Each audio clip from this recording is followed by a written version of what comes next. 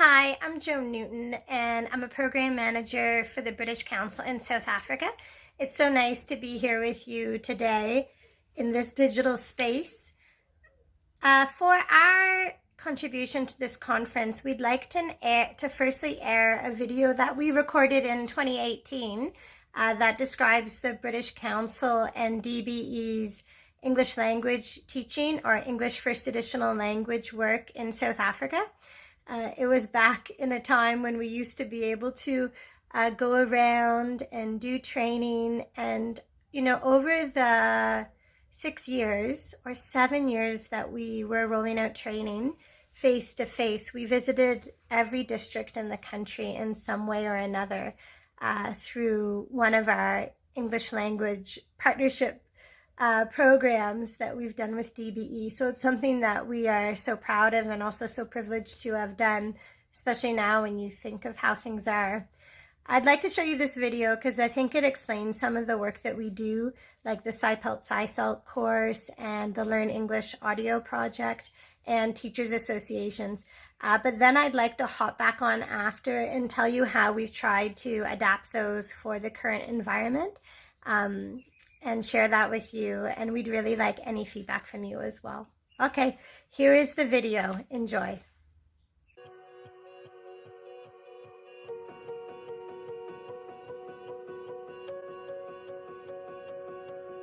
In South Africa, education and enhancing English language skills is an important priority for the British Council. In a diverse country with 11 official languages, English plays an important lingua franca role. Only 8.2% of the population speak it as a first language. The British Council works in partnership with the Department of Basic Education, supporting their literacy strategy with English First Additional Language teaching and learning. Both partners invest equally in language teacher and learner development. Good English teaching helps people with study and with work. Good English teaching helps people access their careers and the skills that they need to develop individually. Good English teaching is the key to economic and individual prosperity in South Africa, and that's why the British Council is proud to be in partnership with the Department of Basic Education in this work. One of the success factors of this partnership is that we share the same vision of improving the quality of education. The training of teachers has been excellent, not only to upskill teachers, but also to ensure sustainability. It's very rare you'd find programs of this nature inherently taking into account sustainability. The teacher development strategy is to upskill teachers through SciPelt and SciSalt certificate programs, i.e., first training subject specialists and advisors at all levels who in turn train teachers across the country. Further support is provided through listening audio aids, teacher associations, scholarships, conferences, and free resources. The Department of Basic Education and British Council Collaboration Partnership, supporting the literacy strategy through educator support, learner support, and administration support. I think the standoff of this program is that it is sustainable. A group of lead teachers and subject advisors are trained and who then go out and train other teachers in schools and districts. In this way, you see the ripple effect. For the first time, some of them said, the light has just been switched on. Now we know why we do what we do and how to do it. In our case here, the foundation phase, the language of instruction is isiZulu. And when they move to grade 4, 5 subjects are done in English and they are lost. With the introduction of SciSalt, it has given us skills on how we can teach various subjects using various skills and techniques we found from SciPelt. For example, introduction of practical lessons, the introduction of music, the introduction of rhymes and songs as well. It has definitely made me as a teacher grow, and also to be more aware of the fact that I've got to focus on the learner, not on myself, but on my learner, to make sure that what I want them to know is carried over and that they develop their knowledge and skills. When we presented them with a need for support in African languages, they came on board, from English to now African languages. That's the nature of the partnership that we have had with the British Council. So we're committed to this partnership for the long run because it's a massive job of work that we know we have to do. And through the support of English teacher associations, we'll be putting professional development at the heart of best practice in South Africa. Once you can speak a language, you own it, and it's yours to use in any way you want. The British Council, changing lives through language and learning opportunities. Okay, I hope you enjoyed that video.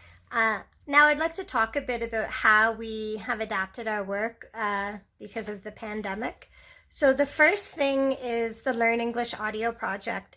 So when the pandemic first hit, we realized that the audio lessons we'd recorded for the Learn English audio project were probably one of the most useful assets we had.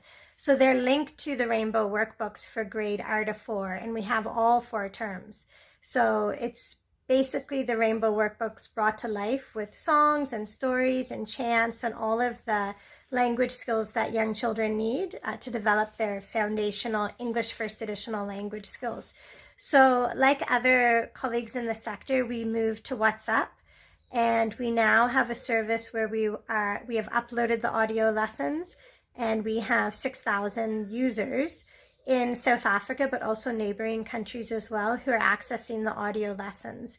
Also, we have really wanted to strengthen our backing of African home language teaching. Obviously, that's not something we are experts at, but we really respect the work being done by partners in South Africa.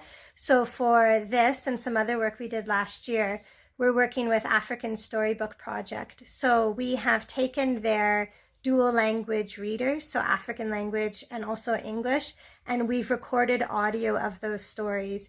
So also on the WhatsApp service, parents and guardians and teachers can request a storybook in isiXhosa in English, and they get the book that African Storybook has made, and then the audio, so someone reading the story in both languages. We want to keep building this WhatsApp service, and we are also remapping those audio lessons for neighboring countries' curricula because their ministries have also realized how useful they are. So we'll see, the gaps in terms of taking things built for the South African curriculum and putting them to another country. But I think we all know that primary English language teaching curricula do seem to be pretty similar across the world, the same kind of themes and topics and language points. So that is Learn English Audio Project 3.0, 2.0 being USBs and 1.0 being SD cards and those solar powered radios we used. Now, another thing that we have done is start to work with the Gauteng department on the remote delivery of SciPelt and SciCelt. Now, those courses have been running for a long time, and the subject advisors are very proficient at delivering them. But, pivoting or moving to online is a little bit challenging for all of us. So we're working with one of our trainers as well to look at how we can combine online sessions with video vouchers, also WhatsApp groups, and things like that to keep delivering those training sessions, because there still is quite a bit of interest from teachers, and Gauteng said they sign up all the time to get the English language teaching training, especially at primary level foundation. So that's great. And then another thing we're doing is working with the DBE to start rolling out training for online teaching. So actually the British Council, as a language school, which we don't do in South Africa, but we do in many, many other countries, I think is one of, or if not one of the biggest online training schools in the world. So we do a lot of online English teaching and online teacher training, but to the private market, but also to ministries as well, especially in Asia. I myself was an online trainer and English teacher when my kids were small. So we're going to use that experience we have and work with DBE to start rolling out some online teacher training. I know a lot of people are skilled in this area, but there's a lot of work to be done. We'll also keep backing that up with other more other ways of remote delivery, like using WhatsApp and other available tools. So I think, like everybody, we're busy, adapting our plans and trying to look at what the opportunities are, and also, what the hope is and what the improvements can be, while at the same time recognizing the huge challenges and potential exclusion of so many children and young people.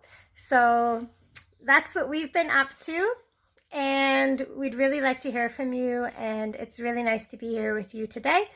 And take care.